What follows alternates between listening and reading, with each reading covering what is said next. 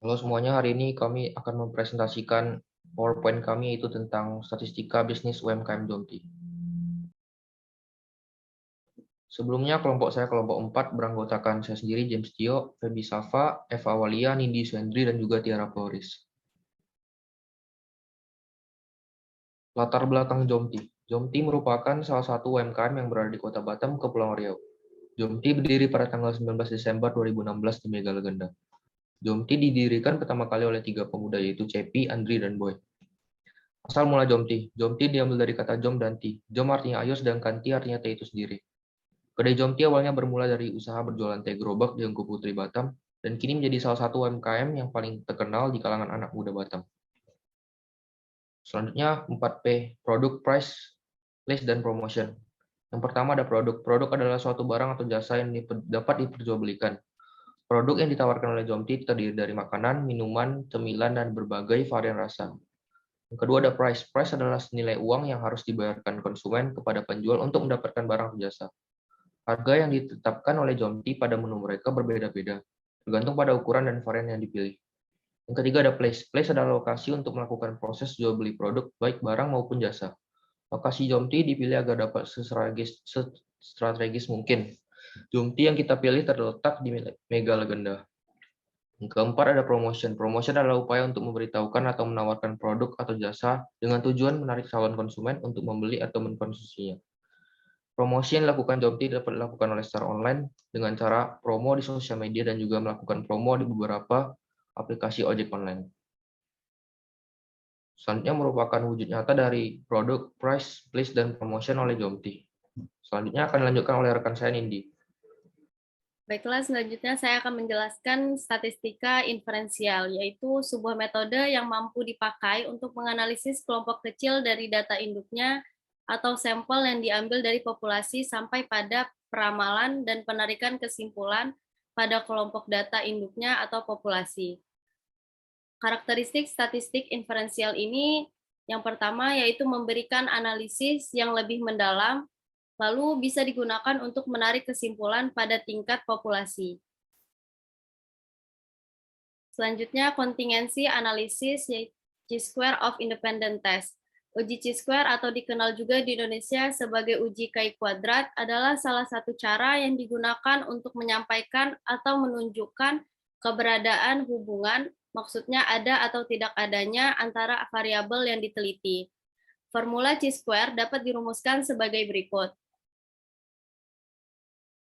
Selanjutnya, sampling method, yaitu teknik sampling adalah bagian dari metodologi statistika yang berhubungan dengan prosedur sistematis dalam pengambilan sebagian anggota populasi untuk keperluan pendugaan.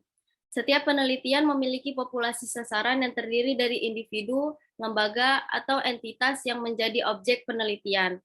Sampel diambil dari daftar populasi, peta, direktori, atau sumber lain yang digunakan untuk mewakili populasi.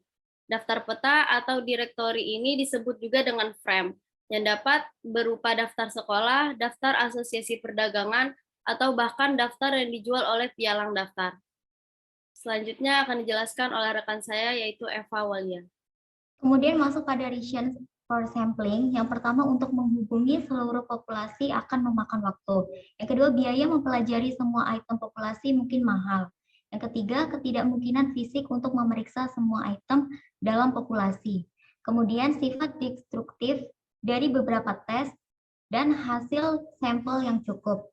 Masuk pada types of sampling technique. Itu yang pertama ada random sampling. Random sampling yang artinya mengambil sampel secara acak dengan jumlah sampel dihitung berdasarkan rumus yang telah ditetapkan. Non-random sampling itu adalah pengambilan sampel berdasarkan non-random sampling ini merupakan pengambilan sampel secara tidak acak yang berarti bahwa pengambilan sampel itu terserah dari peneliti itu sendiri. Kita masuk pada simple random sampling. Simple random sampling ini yaitu teknik yang disebut dengan istilah teknik sampling acak sederhana, yaitu pengambilan sampel dari anggota populasi yang dilakukan secara acak tanpa memperhatikan strata yang ada di dalam populasi itu. Kemudian stratified sampling, yaitu pengambilan suatu sampel yang dilakukan secara bertingkat. Hal ini akan mencakup pembagian populasi menjadi subkelas dengan perbedaan dan juga variasinya yang mencolok. Systematic sampling, yaitu metode pemilihan individu ataupun anggota tertentu dari semua populasi yang ada. Cara ini sering dilakukan dengan mengikuti interval yang sebelumnya memang sudah ditentukan. Yang terakhir ada cluster sampling. Nah, kalau ini metode yang hampir mirip dengan stratified random sampling. Di dalamnya akan terbagi populasi menjadi beberapa subkelas. Setiap subkelas ini harus mampu menggambarkan karakteristik yang sama dengan seluruh sampel yang dipilih. Namun, metode ini memerlukan pemilihan secara acak dari seluruh subkelas. Umumnya, metode ini sering digunakan dalam mempelajari populasi yang besar, khususnya yang sudah tersebar secara geografis.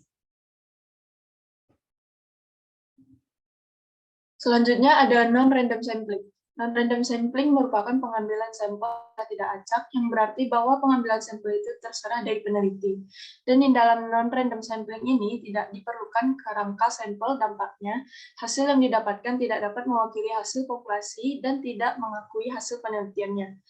Non-random sampling ini terbagi menjadi 4. Yang pertama ada convenience sampling, yang merupakan analisis berdasarkan kenyamanan dari penelitinya. Dan yang kedua ada judgment sampling, analisis berdasarkan pemilihan sendiri, dan biasanya judgment sampling ini disebut juga dengan purposive sampling yang terjadi ketika elemen yang dipilih untuk sampel yang dipilih oleh peneliti sendiri atau penelitian dari peneliti. Yang ketiga ada kota sampling. Dalam kota sampling, peneliti sudah menentukan kotanya dan subkelas populasinya itu sudah ditentukan, contohnya berdasarkan jenis kelamin, umur yang digunakan sebagai strata atau kelompok. Dan yang terakhir, snowball sampling. Snowball sampling ini merupakan sampel yang diambil berdasarkan rujukan atau rekomen dari responden survei lainnya.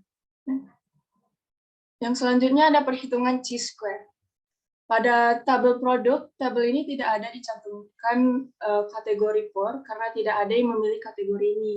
Yang kedua, kategori fairly good, terdapat 2 responden laki-laki yang menganggap produk Jomti itu termasuk ke kategori sedang, dan 2 responden perempuan memilih fairly good, dan very good ada 14 responden laki-laki dan 32 responden perempuan. Jadi totalnya itu ada 16 dan 35, dan dijumlahkan semuanya mendapatkan total 51. Cara mendapatkan perhitungan desimalnya ini dari total 16 dikali dengan total 5, dibagi dengan total 51, dan mendapatkan 1,56. Dan seterusnya dengan cara yang sama. Yang kedua, pada bagian tabel place. Di responden laki-laki ini tidak ada yang memilih kategori POR. Di fairly good dan very good, responden laki-laki ada 3 dan 13. Dan di kategori POR ini terdapat 1 responden perempuan, dan di kategori fairly good dan very good ini terdapat 2 dan 32 responden perempuan. Jadi totalnya ada 16 dan 35, dijumlahkan mendapatkan total semuanya 51.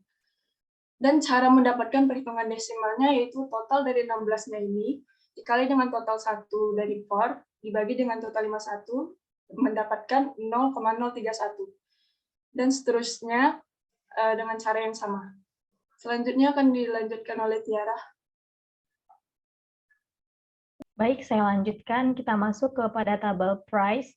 Di sini pada kategori POR ada 1 responden yang memilih, yaitu responden laki-laki, dan pada kategori fairly good terdapat 10 responden yang memilih, yaitu 2 responden laki-laki dan 8 responden perempuan. Pada tentang kategori very good atau 7-10 poin terdapat 40 responden yang memilih, 13 laki-laki dan 27 lainnya responden perempuan. Masuk ke nilai harapannya, kita di sini dengan metode yang sama kita lihat. Di sini pada kategori POR nilai harapannya didapat 0,31 berdasarkan total 16 kita kalikan dengan total per baris 1 dan dibagi dengan jumlah total responden 51. Maka dengan metode itu kita dapat nilai sebesar 0,31. Dengan metode yang sama masuk ke bagian promotion. Di sini pada rentang kategori POR tidak ada yang memilih baik responden laki-laki ataupun perempuan. Dan pada kategori fairly good terdapat 6 responden yang memilih, 3 responden laki-laki dan 3 lainnya responden perempuan. Pada kategori very good terdapat 45 responden yang memilih, 13 responden laki-laki dan 32 lainnya responden perempuan. Untuk nilai harapannya menggunakan metode yang sama sesudah yang saya jelaskan tadi, didapat pada rentang kategori fairly good dengan nilai harapan 1,84 dan 0,11. Pada rentang kategori very good, nilai harapannya atau FE 14,11, 30, dan 0,88. Untuk itu, berdasarkan perhitungan tabel yang telah kita, chi-square tabel yang telah kita lakukan tadi, dapat DF atau degree of freedom-nya dengan menggunakan rumus baris dikurangi 1 dan dikali kolom dikurang 1. Di sini jumlah barisnya atau kategorinya berdasarkan gender yaitu 2, kita kurangi dengan 1, dan pada kategori kolomnya terdapat 3 kategori, dikurang 1, maka dapat hasilnya 2. Nilai DF-nya adalah 2, kemudian nilai X-nya itu atau nilai ketingkatan kesalahan yang dilakukan itu 0,01%. Maka dapat diketahui berdasarkan chi-square tabel, nilai chi-square-nya itu 9,21. Jadi, kita lanjut pada chi-square hitung dengan menggunakan rumus X kuadrat sama dengan sigma dikali FO dikurang FE dikuadratkan dibagi dengan nilai FE kembali, maka didapat nilai dari chi-square hitung produk ini sebesar 0,54, price 6,88, place 3,12, promotion 1,114. FO ini merupakan nilai dari chi-square tabel, kemudian FE ini adalah nilai dari nilai harapan yang telah kita hitung sebelumnya. Maka didapat kesimpulan dari skor produk nilai chi-square hitungnya itu 0,54. Lebih kecil dibandingkan dengan nilai chi-square tabel yaitu 9,21. Hal ini menyatakan bahwa data untuk produk merupakan independen atau produk tidak terkaitkan dengan gender atau jenis kelamin. Sedangkan pada kategori place, chi-square hitungnya itu dengan nilai 3,12. Lebih kecil dibandingkan dengan nilai chi-square table yaitu 9,21. Hal ini menyatakan bahwa data untuk place dari UMKM Jomti merupakan independen atau tidak berkaitan dengan gender atau jenis kelamin.